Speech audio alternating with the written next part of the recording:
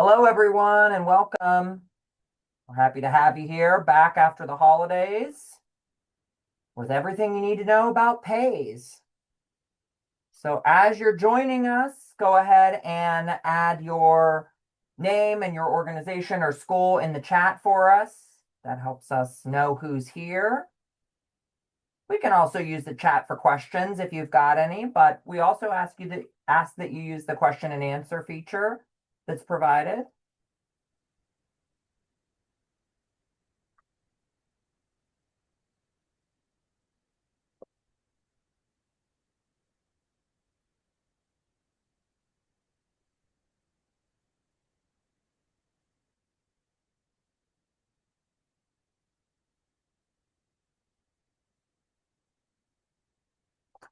Everyone gets settled in and adds their information in there, I'll give a little quick overview of what we're going to be focused on today. Or what we want to focus on every webinar.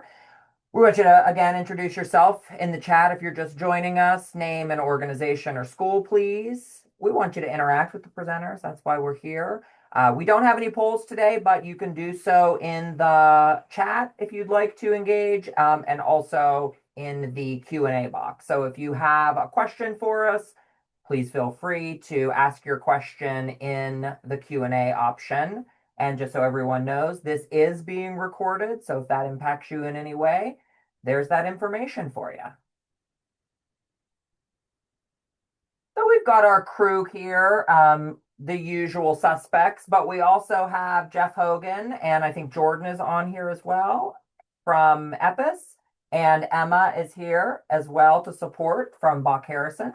So we are going to get started with today's presentation, and we are going to start with Dr. Katie Poplar. She's going to give us final administration updates and some important information about the Page Junior, aka the fourth grade survey. So we've got some information coming at you for the report on that. So I'm going to kick it over to Katie. Thank you. Okay, perfect. I was just going to ask if I could kick you off screen share, but you're way ahead of me. Okay. If we've not been introduced, I am Dr. Katie Poplar. I work as the PAYS project manager for Lexicon Online, which is a Bach Harrison partner. So I'm joined today by Emma Ainsley. She's our project coordinator. So you're probably familiar with some emails you've gotten from her as well regarding participation and registration. But I'm briefly going to review just some final updates from our 2025 administration, again, as well as our new fourth grade final reports. So these are some final registration numbers. I actually believe that our final for 2023 was just a little bit lower than 469 by the end of the administration, so that might be wrong. But in 2025, we had 465 PAYS opt-ins from 403 districts in Pennsylvania. We also had 51 charter schools, which was a great number of charter schools, and then we got 11 public schools or non-public schools, excuse me, this administration as well. We piloted our fourth grade survey in 2023, and so we were able to administer our PAYS Junior survey in 2025. That's where we're going to talk about those reports. We saw 156 PAYS Junior opt-ins from 136 districts. So we were really excited to see high levels of engagement in our fourth grade survey this administration as well. When we look at participation, we had great participation numbers this administration. So again, for our fourth grade survey, we saw 25,525 individual surveys were submitted. In 2023, again, this was a pilot, but we only saw just over 12,000. So we were doing very well in 2025. Looking at our PAYS participation, so again, that's 6th through 12th graders, we saw 266,000, which it looks like we actually had 292,000, and I just didn't update that. Compared to our only 250,000 in 2023. So, these are total numbers, excuse me. Sorry. So when you combine these, we had 292,000 survey submissions, both for Pays Junior and Pays in 2025, compared to only 262,900 in 355 districts in 2023. So not only are we seeing that more districts are participating, we have higher numbers of surveys that were actually submitted, but we're also seeing better follow through. So, of the districts who were surveyed in 2025, we saw a greater number of surveys actually come through based on who was registered. So, very excited to see that our numbers are climbing and hopefully continue to do so in 2027 as well. When we look at our reporting timeline today, again, we're going to focus on Pays Junior final reports because we're going to give you an opportunity in March to come with some questions regarding those reports. But just as a reminder, we are releasing our Pays profile reports. So that's our 6th through 12th grade final reports, as well as our all question by grade reports at the end of April. So April 30th is when you'll see those reports. Katie, real Our, quick, there's yeah. just somebody in the comment who had asked if you could change to your presentation mode, like where we can see all of like Oh, for yeah. the yeah, no biggie. Does that There. work? That I think that would Okay. be good. Thank Okay, you, perfect. Roberta. Sorry, I Yep, thought I was in that. I that's apologize. okay. You're all right. Um, Perfect. And then our Pays Junior final reports, as I just mentioned, will be released on February 15th. So just in like a week here. So kind of a general overview because this is the first time that we're releasing our 4th grade reports. Again, they'll be released in just about a week. This will be released as an Alchemer form. So for those of you who are familiar with the PAYS profile reports that are released as PDFs, these will be released in a similar fashion to the preliminary data highlights. So folks in this group may have received that either on December 15th or on January 15th. This is kind of a generated form through our actual surveying program. It contains unweighted data, but contrary to our preliminary data highlights forms, it includes all questions that were asked of 4th graders. And we also included some introduction and interpretation sections to help you digest the data that you are reviewing in those forms. So I'm going to go through a couple of screenshots of what it'll look like, how to navigate it when you guys do receive that on the 15th. So these reports will be sent via a link for you to access again through the Alchemer programming website. However, they are downloadable. So this little red circle over here, it'll give you an option at the top of the screen to download your report. So it will be something that you can distribute, not just as a link, but also as a static document as well. In terms of formatting, the intro and kind of like the naming conventions will model the 2025 PAYS preliminary data highlights. So again, you've received kind of that shortened, unweighted version in Alchemer for your 6th through 12th graders. This will look pretty similar. So we have information about notes for you to consider. At the beginning, we'll have notes about participation, and then you'll see that it's pretty similar to what we see in our PAYS form. So it'll be broken out by question. It includes all response counts. Alchemer has this great feature where if you hover over any of the bars, it'll also show you response counts so that if for whatever reason you decided to hide these charts, you can still view your data in a really like interactive way, which is great. As I mentioned, our PAYS Junior final reports include all questions. So whereas PAYS, we use a subsection of like mental health and substance use, our PAYS Junior reports will include all of the questions that were asked of 4th grade students this year. I also mentioned we have interpretation language. This is an example of what that looks like. We have a number of domains that we ask our 4th grade students, including things like school protective factors, things like school climate. And so you'll notice in the reports, contrary to what you see in the data highlights, we include some language. We also have really great hyperlinks that folks in Pennsylvania were able to share with us. So when you read through any like interpretation language, we also have resources that you can access through your reports. So we're really excited to include those features as well. Pays Junior, as I mentioned, includes a segmented interpretation. So you'll see all of these sections are present throughout the report. So anytime we have a cluster of questions that we're asking, we'll include some data for how to interpret or some language for how to interpret the data, as well as those resources that I mentioned. And so in March, this was just kind of a preview of what you can expect in the next week. And I encourage you to reach out even before March with any questions that you have. You can reach out to me if you have questions about the data or interpretation.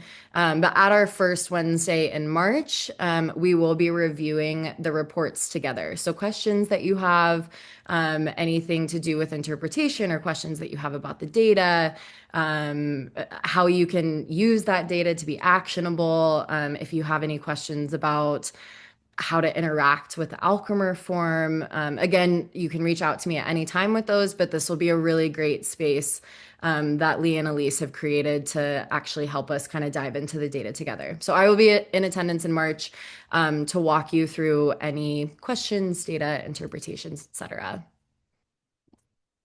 Okay, kind of quick on my side. I'm going to stop sharing and I can answer any questions that you guys might have. I don't see any questions so far. But thanks, Katie. Thank you, Great Katie. information. And I just wanted to add, Lee, if you're okay to, if your school did not participate in fourth grade, or if they have, we were on the fence, or maybe you didn't, this is a great opportunity also for you to hopefully join us to see what the PACE Junior is about. What can it provide? What will it do? Because again, it looks like it's here to stay. You know, we've done the pilot testing, we've done a lot of work to make sure we got here to where we have a good arena of questions. They're easy, they're read to the kids. You know, we have that down. So hopefully we can figure out how to get more Page Junior, more fourth grade on board. So we can really start early with gathering that data and making sure that we have the systems in place for prevention. So I just want to make sure that the webinar in March is not, you know, just if you participated in fourth grade. It's all of that information, right? Like looking at that and seeing, you know, and how can we help support getting this into your school or getting us into the fourth grade classrooms. So I just wanted to add that. Yeah. And let Yeah. me also just add really quickly too, like as someone who works in the field, as I work for Single County Authority, and I know that we are so focused on, the schools are more focused on using data to drive the decisions that they're making, and it's getting younger and younger. So like this is a natural sort of transition for us as, you know, substance use prevention providers to be focused on this, and because the people that we, our stakeholders, are focused on this, and that's schools, and they want to know that information and they want to know it sooner. And I think that this is such a relevant time for us right now too, to be having this available. And I'll also say, hey, everybody, it's Phyllis here. I'm getting over the crud, but I think it's, you know, it's important to help folks really understand, not just going in and saying, here's a report, but helping them, you know, all of you give you tools and things to say when you go in to talk about engaging your districts with the fourth grade. I think as you are able to show what these reports show, it's going to help with engagement in general. I'll put a little, Elise and I will be at the CPA conference diving more deeply into this summer. And we want to hear from you, you know, and hear what schools are saying. To Lee's point, you know, that there are some schools that are very ready to hear this and they're ready to, you know, be these early adopters of this. But we need to learn that language so we can share it with others and help districts, because all of this is getting much, much younger, and we are starting to really think about this early. And that's what we should all be doing, is early prevention and thinking about it in that space. So we would invite you to CPA to be able to really help us learn from you, as well as help us or join us to, you know, hear what we've heard from others.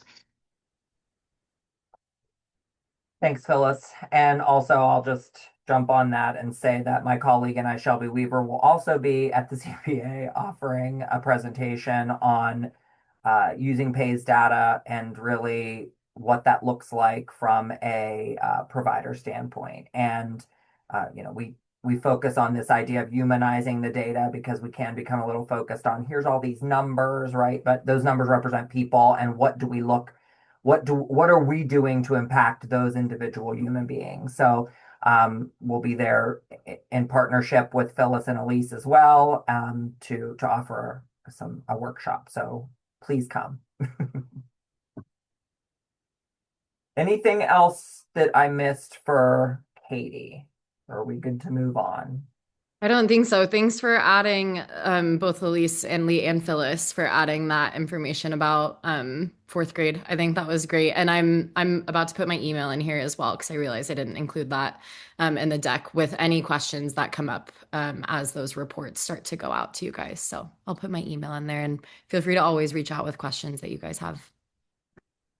Thank you And so much. really quickly, just before we move on to Martha and kind of looking at the sixth grade, um, has anyone had an opportunity to look at their preliminary data report, like and seen anything that or they haven't gotten it or they want to get it? All of these questions. Like I just want to make sure everybody has the information that they want because we do come and, and we present with kind of not necessarily the assumption that you've taken a deep dive, no, but making sure that you have the reports that we're talking about and that if you are an authorized user or if you are waiting for the reports in April, and hopefully we're giving you the tools that you need to be able to utilize whichever report you're using, the preliminary data report if you're authorized user, district level, and then of course the county level and state reports will be coming out in the end of April. So, we just want to make sure that you have everything that you need. Has anybody had a chance to look at their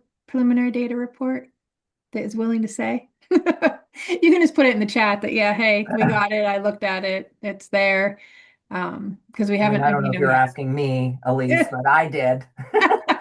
Thank I you. looked at Thank all you. 6 school districts in my county, and Thank you. yeah, I mean, it's interesting to look at them in this way. I mean, I've always looked at them separately, but I do a lot of like more global look when I get the county report. But there's, a lot of similarities between the districts in my county, and because we are mostly made up of the same stuff culturally. So for us, it's not that different, but it is. I have seen a few changes as related to mental health that were a little bit concerning. So other than that, those were the things that stood out for me. And again, I didn't focus on anything other than like 4 data points because I couldn't focus on everything. Good. Pia, no, the county reports have not gone out to. The county reports and the state reports will be available publicly April 30th is when those are all ready and will be promoted to the website. And Aaron, for the IU reports will be distributed from probably Dana from through the PDE to the IUs. And I think that happens probably is it that mid-February also? Soon. They have not gone out yet. But the IU will be getting the reports like they have in the past. And I think that they are February 15th also. So we wanted to make sure we had those already. So hopefully those 2 questions I've answered. So there was another one here. Oh, good. And Christine reviewed district and shared internally. Yay.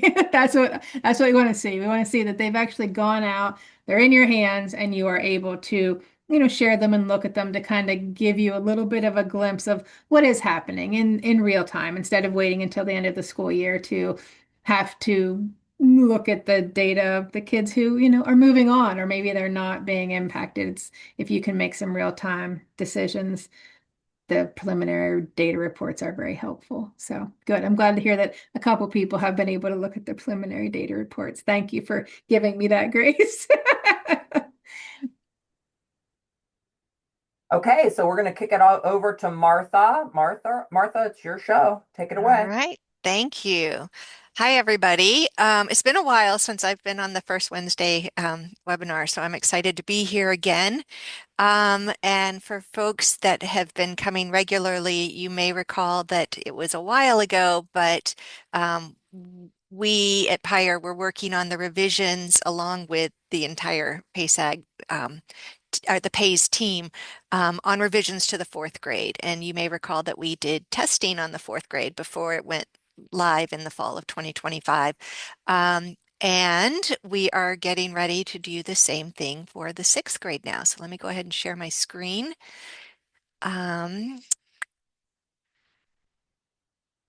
Share. There we go. As you've probably have been hearing, the fourth grade, we really reworked that. I will be very interested in hearing feedback from folks and looking at those reports and just seeing, again, we'll go back and look at those data and see, are the items working well, from a statistical standpoint? We'll be really interested in seeing how that plays out since this is the first time it's really gone out. Um, so, but in the meantime, so last spring through now, we've all been working on the sixth grade PAYS, which, as you know, has looked just like the 8th through 12th grade PAYS. It's been very long, it's been very detailed. And we decided, after working on the fourth grade, that maybe the sixth grade doesn't need to have everything that the 8th through 12th grade PAYS has. And could we make it a little bit more age appropriate? Could there be some items that really sixth graders aren't engaged enough in that we really need to be asking them about those particular topics? And can we shorten it? Because of course it's so long that, attention spans for sixth graders is not going to be as high as for 12th graders. And so we're seeing drop-offs as the survey gets further and further along. So we really wanted to improve it and create this sort of gradual bridge from the fourth grade, which was really all about sort of um, strength and protective factors and resiliency, to now we start introducing some risk factors along with the resiliency and the strengths and protective factors, but not dive in the deep end of all of that. So the original PAYS has over 200 items, well over 200 items, and we've managed through a lot of painstaking work to eliminate 68 items. So it doesn't sound like a lot, but it really is. And those were hard decisions for many of them. Um, so now that we're at this point, as we did with the fourth grade, we really do want to engage in testing the revised instrument. We have pulled out and identified 55 items out of the um, over 100 items, over 150, sorry, items that we really want to do some cognitive testing with. We want to focus group them with sixth graders, just so we get a better understanding of how are they interpreting them? Do they understand what's being asked? Do the response categories make sense to them? Is it something that's really, that the topic area is perhaps too abstract for sixth graders, perhaps not. We just really want to get an understanding of what they're thinking. And then we want to do the pilot testing on all of the questions. And so there are two pieces that I'm coming to you today to ask ask for your assistance on. And I know that many of you have probably already received information about these and have even responded. So I appreciate that as well. So just a little bit of information about the cognitive testing piece. So as I mentioned, there are 55 items that we want to test with sixth graders specifically. We want to talk to them about them.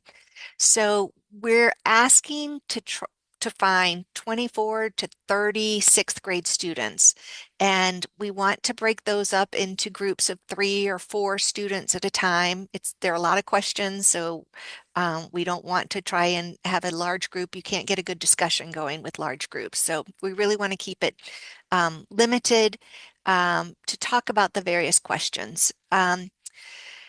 We also, though, want those students to reflect some diverse geographic regions, urban and rural schools, different, high and low income districts, gender, race, ethnicity. So we want some diversity in that because students in different areas are going to really have different experiences with some of these questions, and some will be able to answer them probably fairly easily, and some may not, and we want all of those perspectives. So I think if you guys joined early, I was earlier, I or early to the meeting, Lee and I were talking about this. We're looking for to try and spread out our focus groups across the state. And ideally, we'll do 6 to 8 focus groups, and we'll come from both sides of the states and work ourselves to the middle, and try and mix those up a little bit.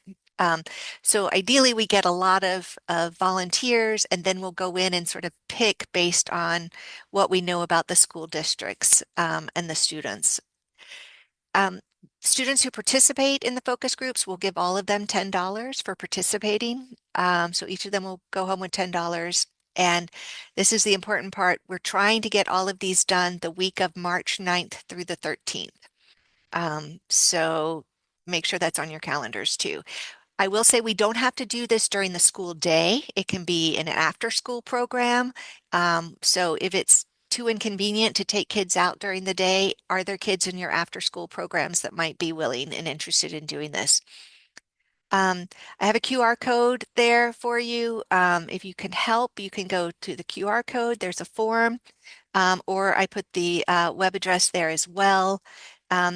In the form itself, it asks you specifically about cognitive testing and focus groups as well as pilot testing. So you can respond to each of those.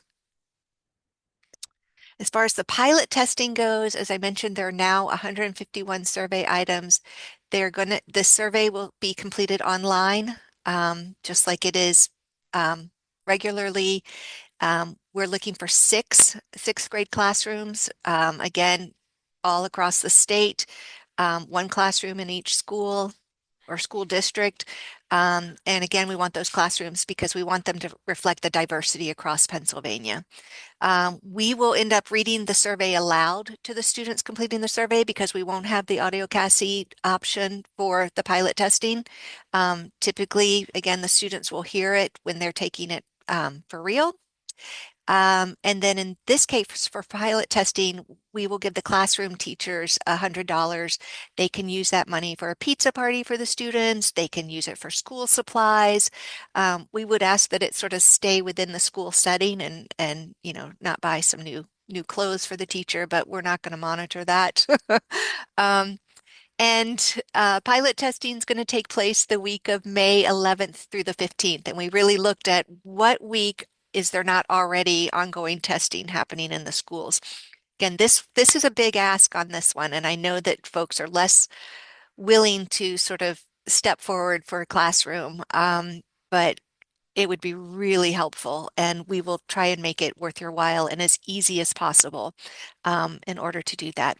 Parents will be consented in both the focus groups as well as the pilot testing. I know some school districts are now using active parental consent. We will provide that to you.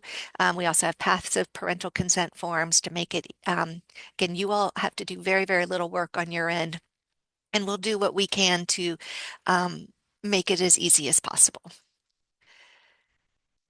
Um, so, final thing is if you're interested or know people who may be interested, we'd ask that you contact me at Pyre, again, or use the form. Either way is fine, and my colleague Michelle Kolpak will be reaching out to you. We'll be gathering information about where you're located and what the prospects are, and if we can, um, as soon as we know, as soon as we choose some areas, we will start reaching out as soon as possible to say, can we get this, put on the record as this is the day, this is the time. And we'll have to look at a number of things as we do that. But hopefully by the end of February, we'd like to have all of this scheduled, at least for the focus groups. Again, the pilot testing, that doesn't happen until May, so we've got some time there. But again, the sooner we get it on the books, the better for everybody. Are there questions?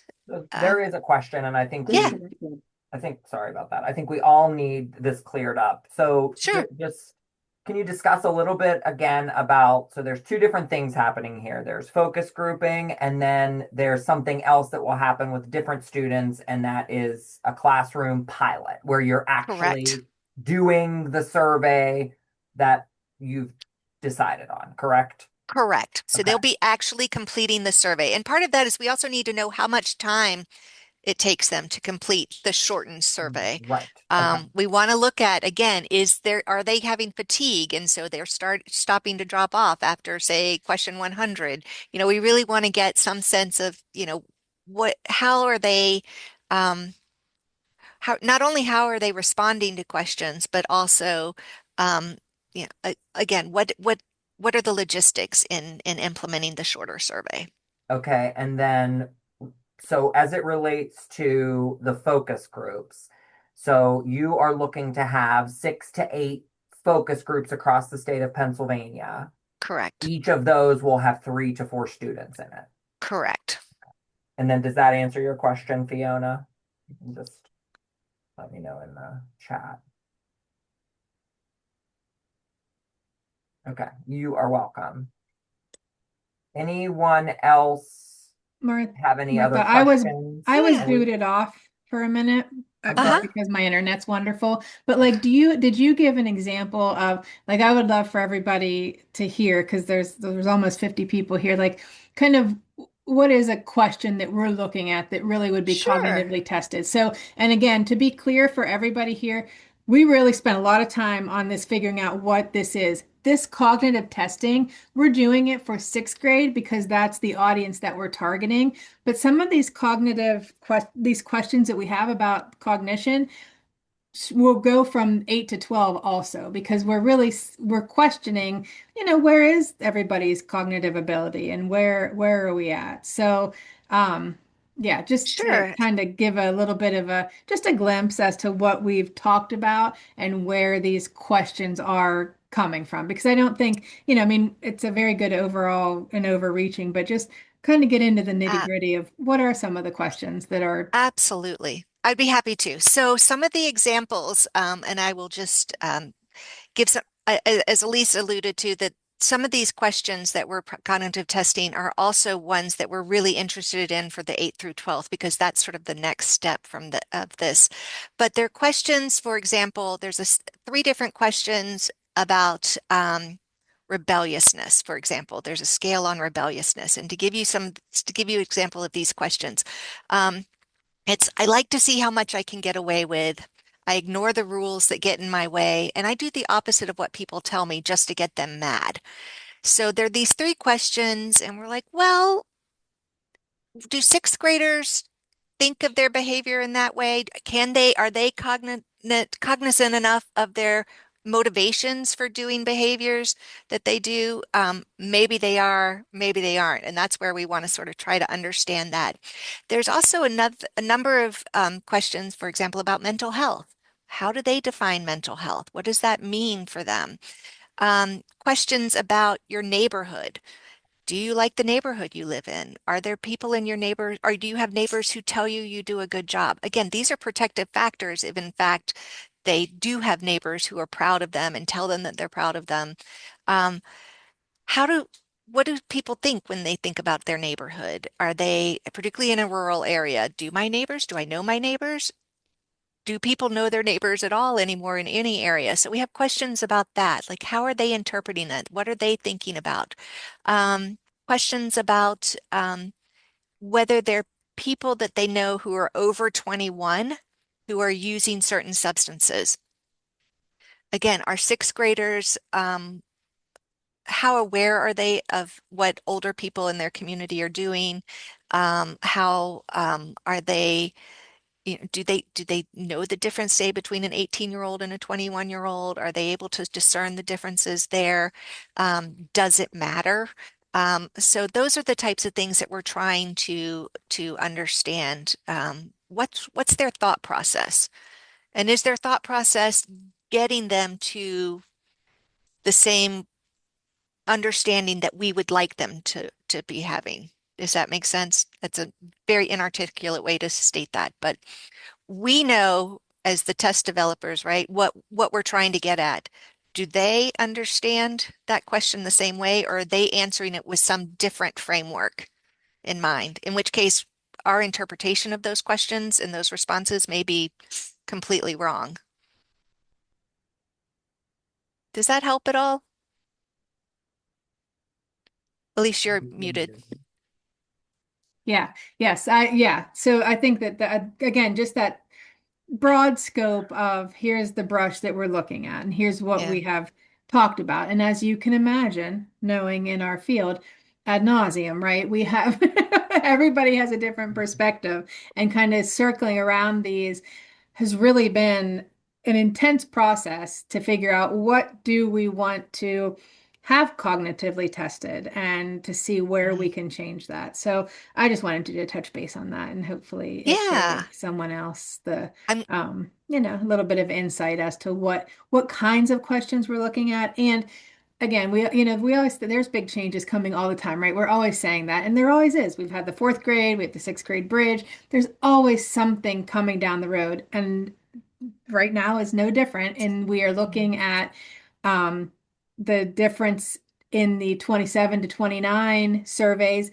What will the bigger survey look like? How can we implement the changes that we're looking at for the sixth grade bridge in the fourth grade, making sure that it is a nice process and the data collection makes sense and we can see some trends and pay Mhm. attention, that we know we're comfortable knowing that these students know what we're asking, because the tool has been, and Phyllis, you probably know how, like it's the CTC, the scales, all of these questions are over 20 years old, correct? Mhm. Is that right, Phyllis? Correct. Okay.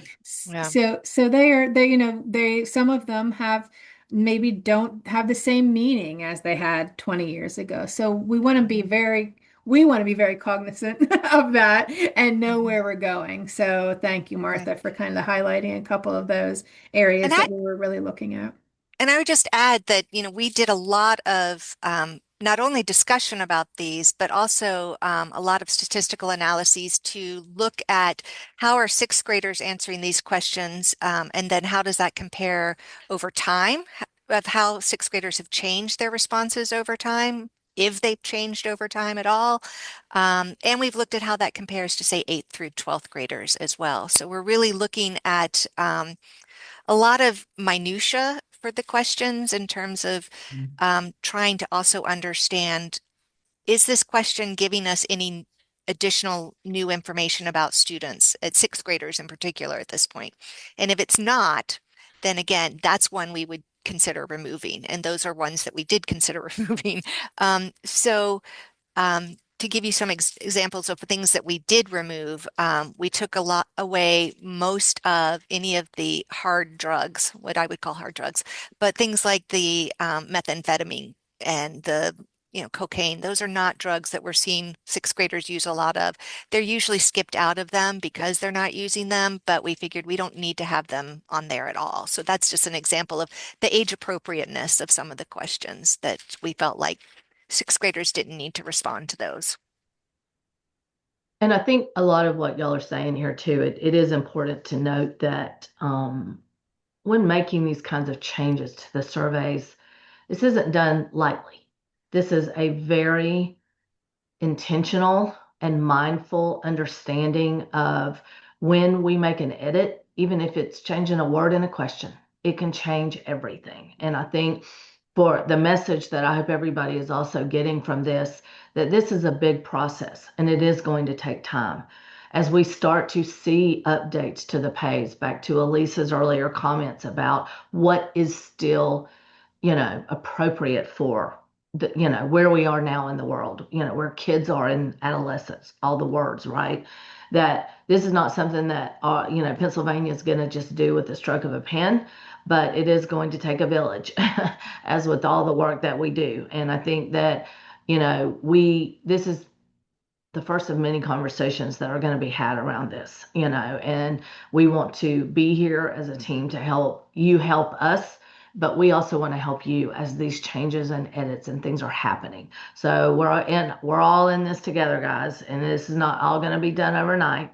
So I think that just hang in there, and we're all learning together, and we look forward and appreciate your participation in it.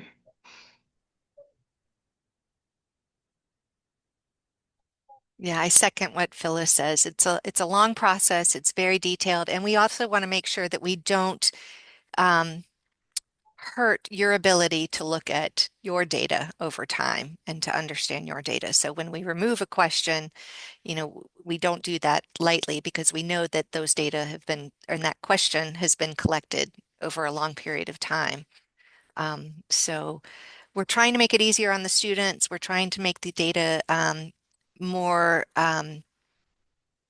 more valid and also still provide you with the information that you need. And I saw that there was a comment about the flyer that we share with teachers about recruiting is a little confusing. Okay, I see what you're saying. Okay, we could totally change the flyer. I appreciate that. We probably don't need the 24 to 30. Yeah, I can revise that and send it out again. Thank you Okay. for that. Yeah.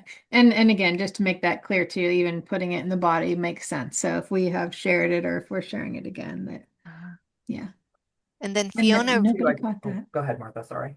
I was just noticing that Fiona said, interesting that I've been on webinars and meetings Oh no, before with coworkers. We took Oh, care of Yeah, took we care of don't. that. Fiona is, that. yeah. Fiona Okay. maybe, yeah. I Okay. also wanted to point out too, just to go off of what Phyllis was saying about like we're here to help. Like someone had asked a question and Elise had addressed it in the Q&A about resources about disseminating the data and what that looks like and how they can, make it a little bit more digestible. If you have questions, sorry, Elise, but if you have questions or want that information, reach out to Elise. She has that stuff. And if you're going to be at CPA, come to our workshops. Yeah. We will be And giving you, and I know in ours specifically, and Shelby and mine, and Elise and Phyllis will be there as well. During our workshop, we are going to give you real life examples of how to take this data and turn it into something that is shareable and ways to impact your community with this data that's not just here's the report and you toss it on the yeah. desk. Yeah, and definitely digestible. I have a couple templates. I know that we did a First Wednesday webinar, it would be 2 years ago now, during this cycle where we talked about how do you share your data and make it digestible for schools, for teachers, for anybody in the community. And I think I have a couple flyers. One is a Word document that they call it a report card. They do it at county level, district level. It's 4 pages, and the SCA gets it printed up and it gets to everybody in the schools. Somebody else does a little 1 page, like what are those ones called? that are long and laminated. Anyway, one of those that kind of just has, here's what our county youth are saying, and it has the positive, it has what we need to work on, it has a little bit of this, a little bit of that. So as long as there's somebody who's willing to dive into the data at the county level, those resources are available to you to be able to share and make it digestible. So, but we want to make sure that you are supported in making sure you're getting the information from the reports and from the tools that are important to your county or your school. And don't forget the PACE guide and shameless plug for the prevention learning portal. There's two whole courses on there for you to walk through what the PACE is, but then a second one that is all about how to take that data and input it into the PACE guide. So those tools are there. They're available for you to use. So take advantage of them. And we will also be rolling out, Jordan, a new PACE course that will come out that will help you dive into the web tool and that process. Hopefully before at CPA will be the big rollout. That's our plan. Excellent. Okay, so it doesn't look like there's any other questions. Does the panelists have anything else for the group?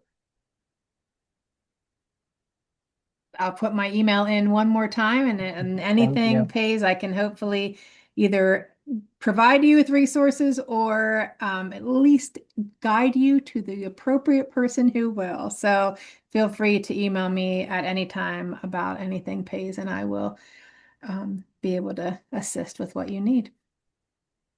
Okay.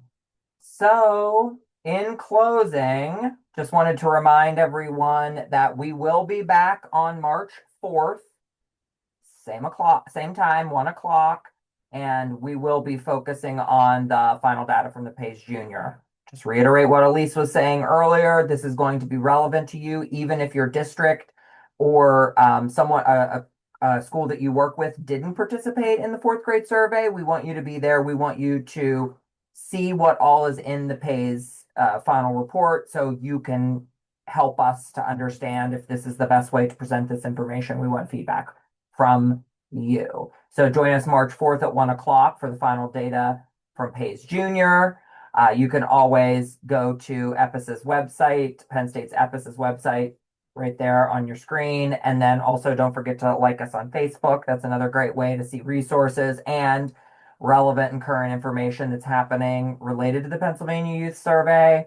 And then finally, if you have any questions, you can reach out to Elise, and she put her information in the chat as well. And then she will also send out a survey for today's webinar, right, Elise? Yeah, maybe. I mean, that's not a given. Everybody on here, you'll get the recording next Wednesday, but you may not get a survey because we're having a little bit of glitches there. So, if you get one, fill it out. If you don't worry about it.